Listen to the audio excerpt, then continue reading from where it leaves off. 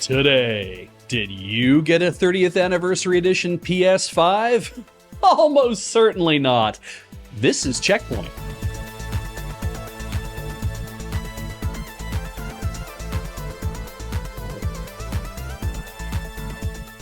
Welcome to CheckPoint, where I'm receiving psychic damage. I thought it was a slow news week. No, it's because the keyboard is dying and it keeps repeating keystrokes. Oh, hey, y'all remember FNTASTIC, right? Oh, wait, I just realized, is that supposed to be FNTASTIC? Who cares? It's not better anyhow. They're the company that marketed the zombie game the day before, which they then launched and then shut down faster than even Concord was. And they also admitted to using, volunteer employees. Well, they're back, and they're on Kickstarter, and they're very apologetic. On their website, they've posted, "We deeply apologize to everyone for the day before and take full responsibility for what happened," and then link to a PDF titled The Plan, which details their, plan for a return to the public trust. Actually, details is kind of wrong. Their PDF kind of broad strokes a vague plan. But the new 3 FNTASTIC 2.0 principles are honesty, transparency, and professionalism. Of the former, they say, from now on, our development and marketing will be based on the principle of honesty. And we all know that we can trust anyone who says, okay, starting now.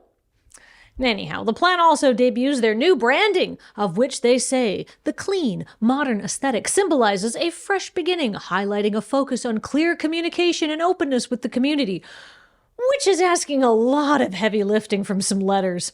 Anyhow, they've already raised over 3,000 Canadian dollars for their new game, Escape Factory, supposedly a game about escaping a death trap. But we can't really tell you much about it because it's online only and needs 4 players. But we did try. Graham really did try. But Twitter user Ocular Malice put together a list of store-bought assets used in this game, prompting FNTASTIC to clarify that all assets were either made handmade in-house or legally acquired. Dudes, that you flipped the assets legally was not the complaint. And I'm going to say that using store-bought assets in your game is actually fine. That's why they exist. They're a development resource. So the issue isn't really that FNTASTIC is using store-bought assets, is that they're the people who ripped users off before and so far haven't done anything to regain our trust except show a willingness to write a press release that says, "We're sorry," and a PDF that says, "No, really sorry." Twitch has a new record holder for most concurrent subs, and surprise, it's a VTuber. Self-proclaimed Demon Queen Iron Mouse, an adorable horned anime waifu avatar that's best known for streaming a variety of games and having an incredible singing voice. After passing Kai Cenat's subscriber record from last spring, Twitch's official Twitter account showed off the clip and celebrated her.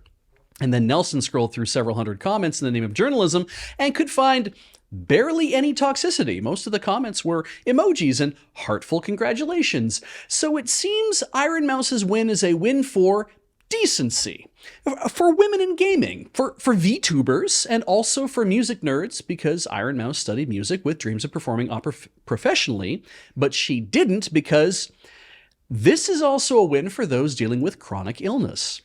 Iron Mouse reached her sub-high score during a subathon to drive both subs to her channel and also raise funds for the Immune Deficiency Foundation because she suffers from common variable immunodeficiency, an inborn immune disorder that I just heard of right now, but for the sake of my professional veneer, will pretend as if it is something I've known about since I was a baby.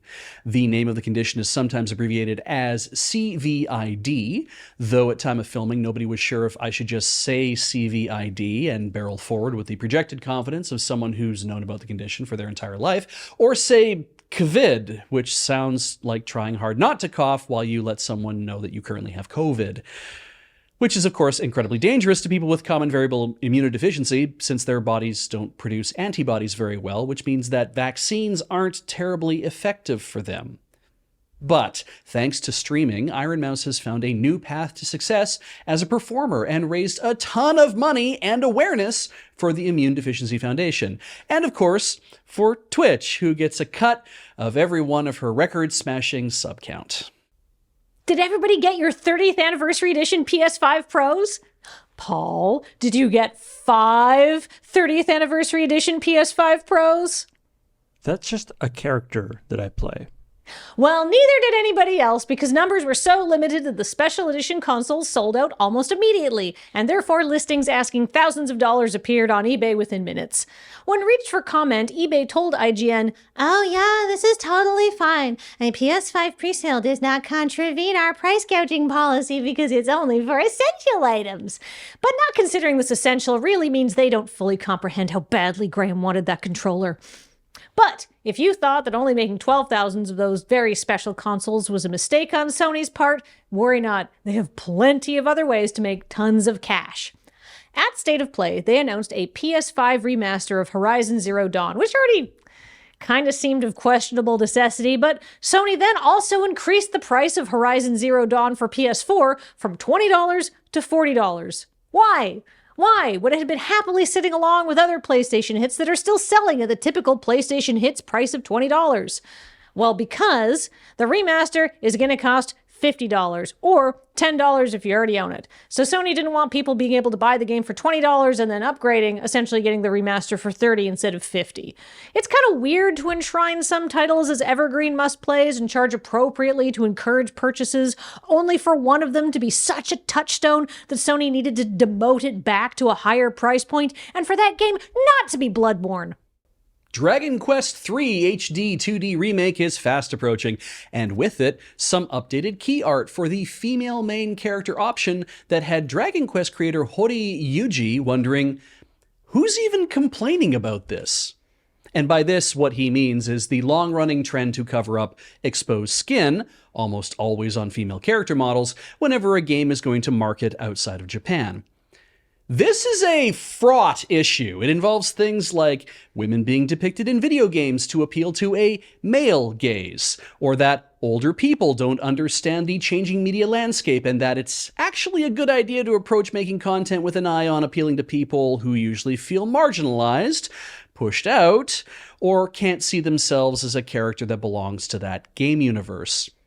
I'd also like to point out that you'll notice that we're still able to show you the old art because it's not as if it has ceased to exist. So to anyone looking to crank it to this image, feel free to hit pause and kill some time in the drive-thru lane. A quick axe I'd like to grind. At one point, former Shonen Jump editor-in-chief Kazuhiko Torishima was translated as saying the following. There's a religious concept for the West, especially in America, that influences their approach to sex education, right? Their approach to compliance is really narrow-minded. When selling manga in America, everything had to be categorized by age groups. For Shonen Jump manga, they couldn't be sold unless they were rated for ages 13 and up. Because there's a risk of lawsuits, the company also has to get insurance. Doing business with such a ridiculous country is really frustrating. Because of that, Japan also gets negatively influenced. And you know what, my dude? You're not wrong. That outdated Puritan take on nudity is proof of a prudish attitude towards something totally natural, the human body. Also, please convince your colleagues at Shonen Jump to publish an uncensored erect penis next month. You know, given how sensible Japan's own laws are.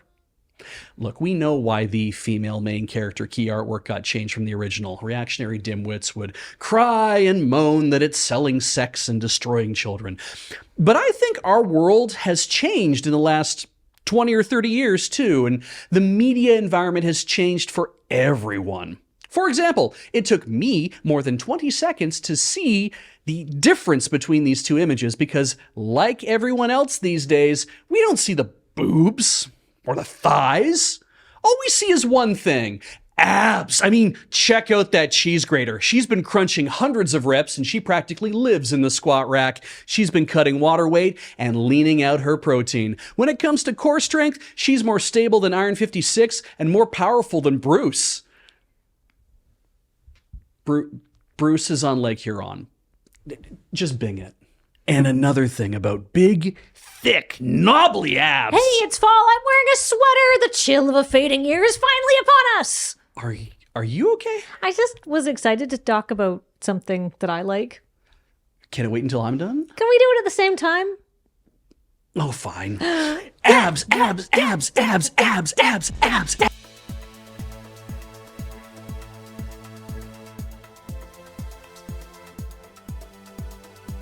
Coming up, a recent update to the cheat detection system in Valve's upcoming shooter Deadlock allows the cheater's opponents to choose whether to ban the offender outright or to turn them into a helpless frog for everyone to use as target practice. To be honest, a multiplayer shooter where everyone hops around as frogs sounds kind of amazing. Wait, is this the new Frog Fractions? You didn't see me, but the first time I heard you reading your story aloud about, like, by the way, tell your colleagues to put an uncensored penis in there. I was like, that's right, Beige. Because it's always like, oh, you're so backwards because we just want to show tits. Yeah. Right? And I'm like, you just gotta get a big old crank in there, and that'll show me. 2 boys smooching. Yeah. I mean, God, if I really wanted to get into it, it's like, I'm not even sure if that's a Japanese law or if that's like a Tokyo prefectural law or like what it, because it's like, it has seemed to be so many publishing laws that aren't. You just can't put a big old hog crank in Yeah. there. And then like, I don't know if that just applies to certain areas or like the whole thing, but it's like, but it also points out that it's like, yeah, turns out that not everybody in America or even like in North America had a religiously influenced sexual education, because I had, growing up in Southern Alberta, had an amazing, like very frank, from grade 4 through grade 12, very frank sexual education. That's like, we're going to show you what a penis is. We're going to show you what a vulva is and all these things. We're going to show you how this stuff works. Their only downside is that we didn't have any queer theory because it was the 80s. Oh. But otherwise, it's like, yeah, you wouldn't expect that from Southern Alberta, but everywhere you go, it's different. So I recall like fairly good sex ed when I was a kid. yeah, I feel like maybe in Canada we just have it like better somehow, or more freedom to do that way. I think it's just I just think it's less religiously involved. Probably. Yeah, I was not raised in a religious household because my dad went to Catholic school. And he's like, oh, well, I'm not doing that to anybody else. Yes. Cool. He's like, wow, the line stops here.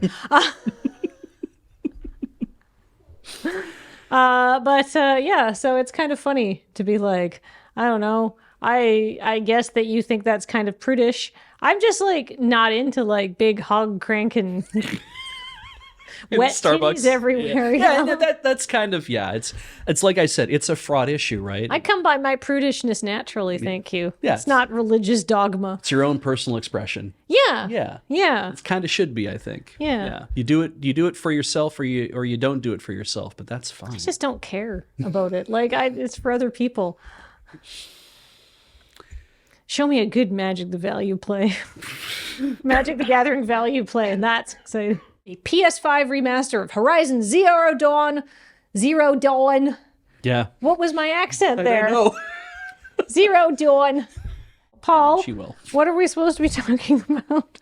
Yeah, I was going to say mentioning Nelson, but Right. I mean, in the story, he actually kind of mentions himself in the story, so which is good. Now, I will say, I will lift the lid a little bit, because Nelson wrote that story, and then I did a little like editorial cleanup, and I'm actually the person who self-inserted Nelson. Oh. Because I wanted more people to know that he had written that story. Yeah. So that was me. But yes, Nelson wrote that story and then had a light editing pass on top from me. Yeah. To mostly just to credit him. Nice. Good. And thank you, Nelson. Hey. And Yeah. thank you, everybody else. Yeah, thank you. If you're a subscriber on this channel, hey, we really appreciate it. It is one of the many ways that you can give us money, but it is an outlet for that. And you don't have to give us money, but we appreciate that you do, because God, there's so many things that you could spend money on, like wet titty hog cranking manga that you can't buy in the US unless you're 19 years of age. Yep. Mm-hmm. But you chose to give it to us, and Yeah. you're not even going to see our feet. No. We're gonna leave these dogs stay covered. Yep. Yeah, you don't. That's just for us. So do join as a member of the channel, and you don't get any perks, but You can think about these 8.5 New Balances. are those 654s? I don't. So I have really. They're 860s. I have really narrow feet. So basically, I go into the store and I'm like, "What works for a little banana?" And They're like, you can have these. And I was like, okay. So yeah, that's pretty sexy, huh? Mm-hmm. Thanks for the support.